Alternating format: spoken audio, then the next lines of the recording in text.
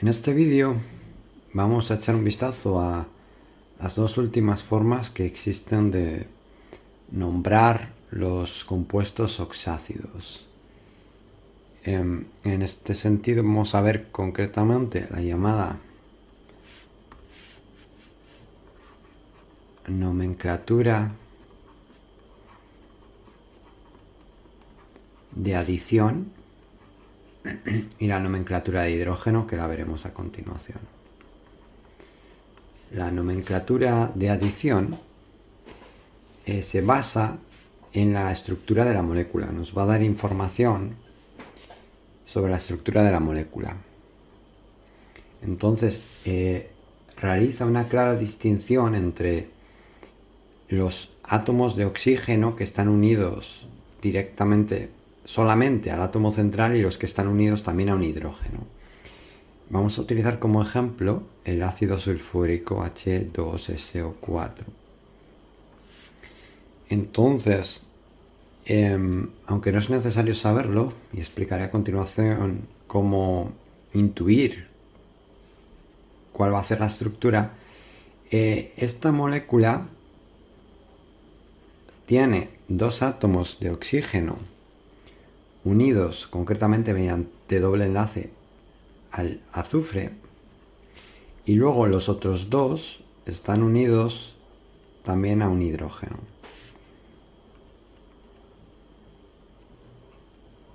De esta manera, entonces tenemos, digamos, un átomo de oxígeno que está unido al azufre y que actuaría un poco como si fuera una especie de óxido, y luego un grupo hidroxilo, ¿no? Como un hidróxido por otro lado. Entonces en esta nomenclatura se ve claramente la diferencia. La forma intuitiva de verlo, sin que sea necesaria saber la estructura exacta de la molécula, sería, si tenemos un número determinado de hidrógenos, vamos a tener, cada hidrógeno va a estar unido a un oxígeno, es decir, vamos a necesitar de estos 4 oxígenos que tiene la molécula en total, vamos a necesitar uno por cada hidrógeno, es decir, vamos a necesitar 2, y los otros 2 que nos queden de estos 4 van a estar unidos directamente en forma, digamos, de óxido, lo que se va a nombrar como óxido. Entonces esto lo pondríamos como átomo central, y como he dicho, vamos a tener un oxígeno para cada hidrógeno y nos van a sobrar 2 oxígenos o 2, y luego vamos a tener 2 hidróxidos. ¿Vale? Y ahora ya procederíamos a nombrarlo. ¿Cómo se nombra? Pues vamos leyendo, teóricamente es en orden alfabético, pero vamos a ir leyendo de derecha a izquierda, ¿no? Entonces tenemos di, prefijo di de 2, ¿de qué? De hidróxido, se pone tal cual sin tildes, porque es nomenclatura internacional, incluso en inglés se dice así, dihidróxido. ¿Qué más? Seguimos leyendo hacia la izquierda, pues di 2, ¿de qué? De óxido, dióxido, y por último el elemento central, azufre. Y así se haría básicamente con cualquier compuesto. Siguiendo con el ejemplo del ácido sulfúrico, vamos a ver la siguiente nomenclatura, que es la llamada nomenclatura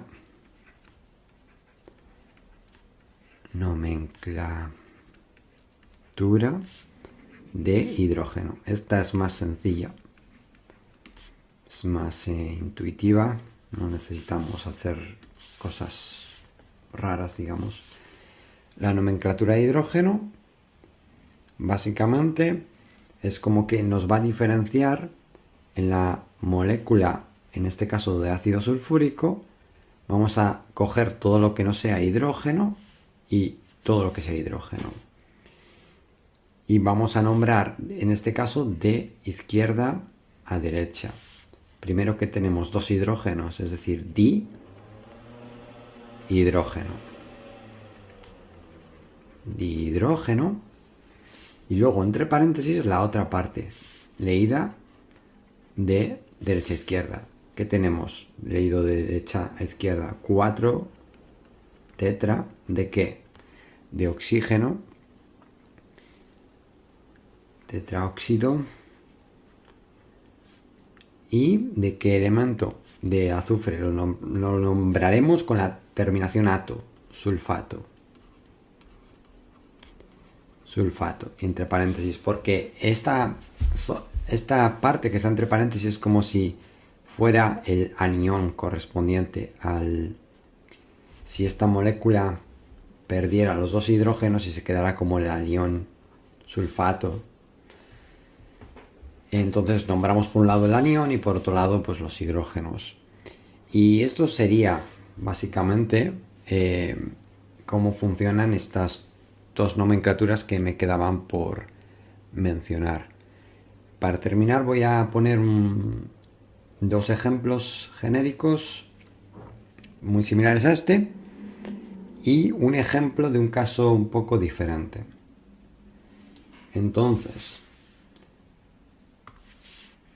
vamos a tener por un lado el ácido nítrico, HNO3,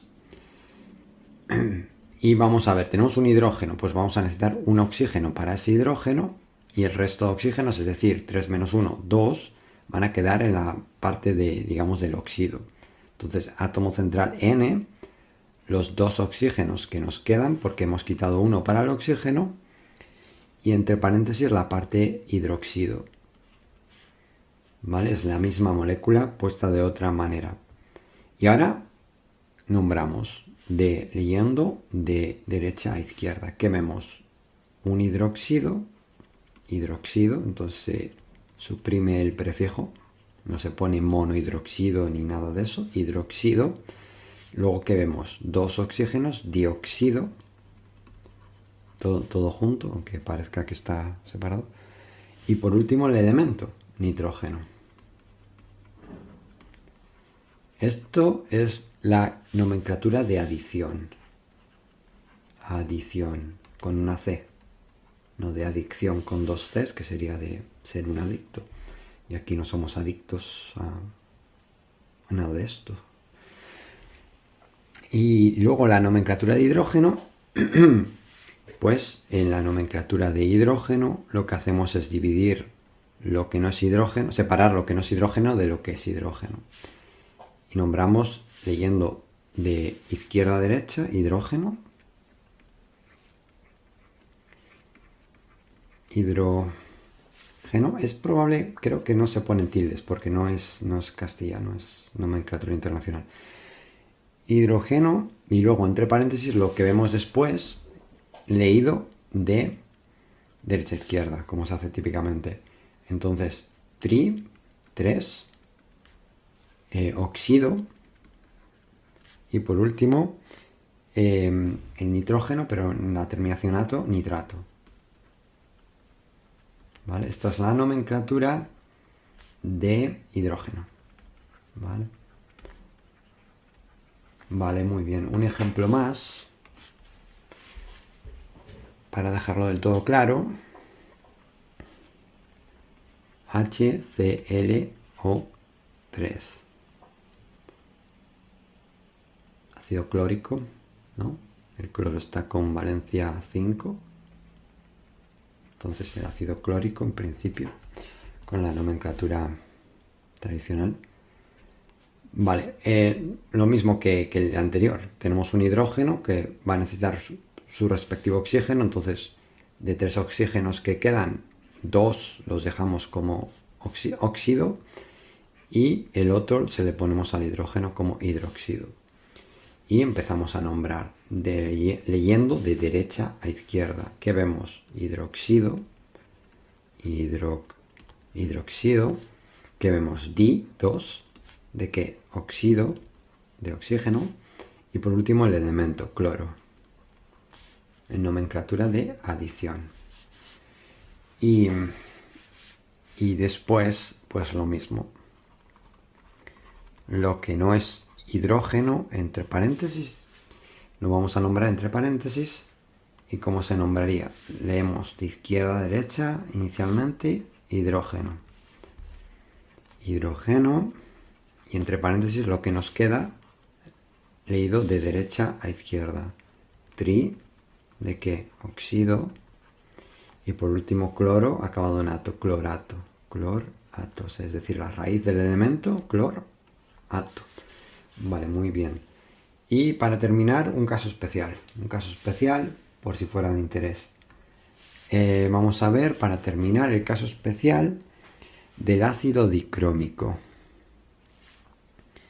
Ácido dicrómico. El ácido dicrómico tiene como fórmula H2, Cr2, O7.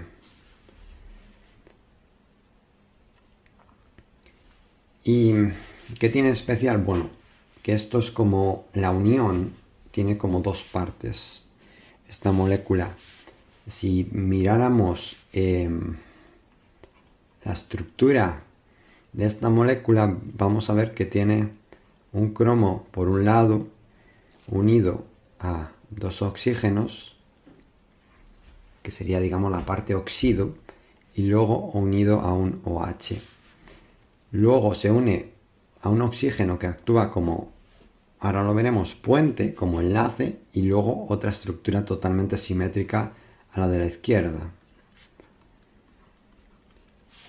Vale, entonces esta estructura. Entonces, ¿cómo se nombra una estructura de este tipo?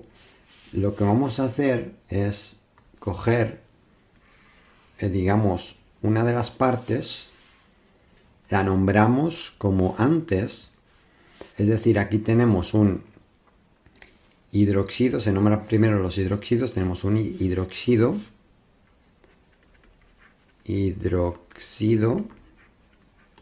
luego tenemos dos de este, del óxido, dióxido, y el elemento central, cromo,